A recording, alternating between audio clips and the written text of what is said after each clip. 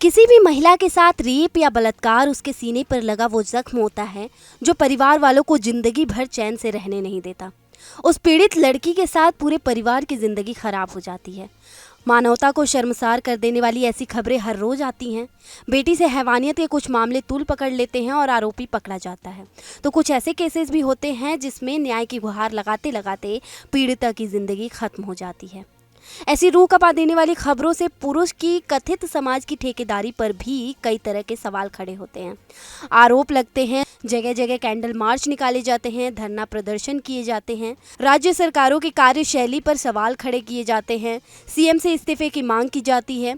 कुछ दिन तक पुलिस प्रशासन भी अलर्ट मोड में रहते हैं और जनता भी जागरूक दिखती है, लेकिन ऐसा पाप करने वालों पर फिर भी कोई असर नहीं होता।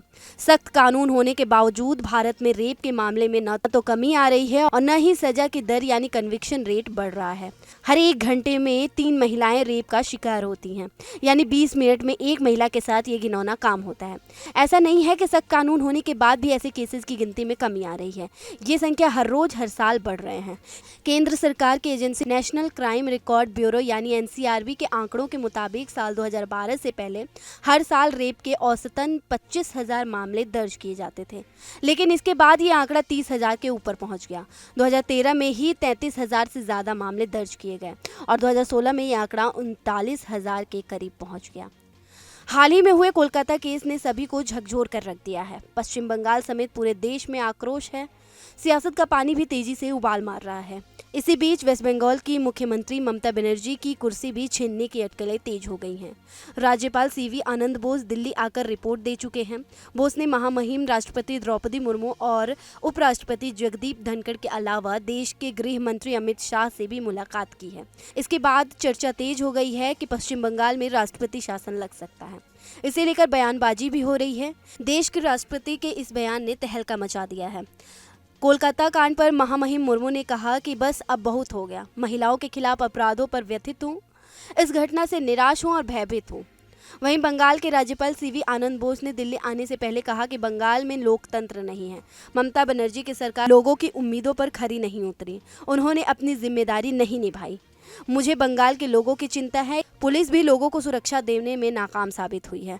पुलिस कमिश्नर को भी तुरंत हटाना चाहिए और ममता को पद से इस्तीफा दे देना चाहिए। इन बयानों के बाद ममता दीदी के बयान भी सामने आए। उन्होंने कहा, अगर बंगाल में आग लगाई तो असम, पूर्वोत्तर, उत्तर प्रदेश, बिहार, झारखंड, उड़ीसा और दिल्ली भी प्रभावित होंगे। मोदी बाबू अपनी पार्टी का इस्तेमाल यहाँ आग लगाने के लिए कर रहे हैं। हम आपकी कुर्सी गिरा देंगे।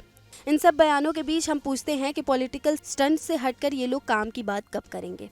अब इस मामले ने तूल पकड़ लिया है और पश्चिम बंगाल में राष्ट्रपति शासन लगाने की सुगबुगाहट भी तेज हो गई है।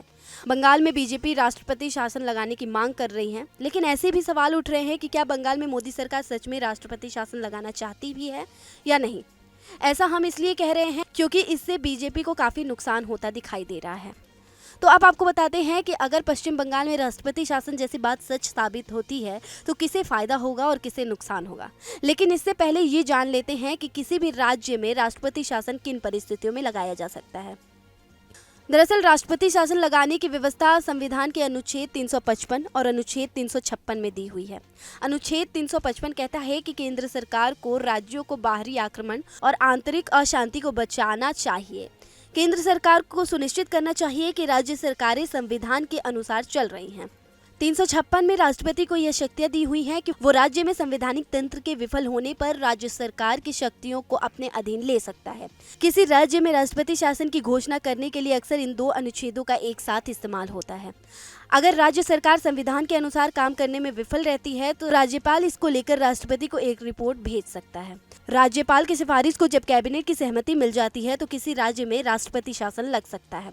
जरूरी नहीं कि राष्ट्रपति शासन हमेशा कानून व्यवस्था बिगड़ने पर लागू होता है। जब राज्य में किसी भी दल के पास बहुमत न हो और गठबंधन की सरकार भी न चल पा रही हो तो ऐसी स्थिति में भी राज्यपाल राष्ट्रपति शासन की सिफारिश कर सकता है। अब आपको बताते हैं कि राज्य में राष्ट्रपति शासन लागू होता है तो किसे फायदा होगा और किसे नुकसान। अगर राष्ट्रपति शासन लागू होता है तो ऐसी स्थिति में ममता बनर्जी विक्टिम कार्ड खेल सकती हैं। वो खुद को केंद्रीय हस्तक्षेप के खिलाफ पीड़ित होने का दावा कर सकती हैं और इसका पूरा फायदा उठा सकती हैं।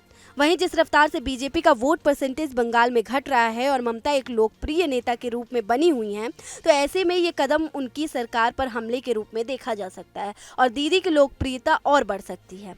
वहीं इससे पहले राष्ट्रपति शासन वाले मामले में मोदी सरकार की किरकिरी भी हो चुकी है, जब उत्तराखंड और अरुणाचल में राष्ट्रपति शासन को कोर्ट ने रद्द कर दिया था।